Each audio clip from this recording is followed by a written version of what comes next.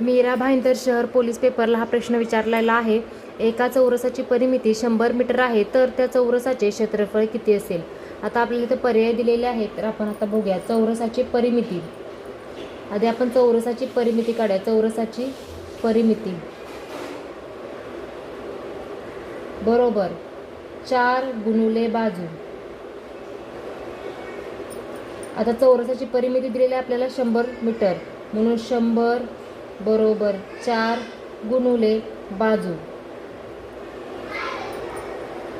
आता हे इकडं गुणाकारात तिकडं भागाकारात आल्यावर बाजू येईल आपले 25.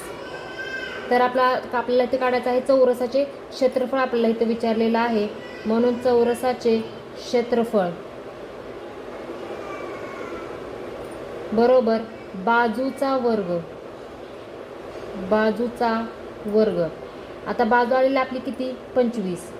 25चा वर्ग बरोबर 625. पर्याय क्रमांक 4 हे त्याचं करेक्ट आन्सर असणार आहे.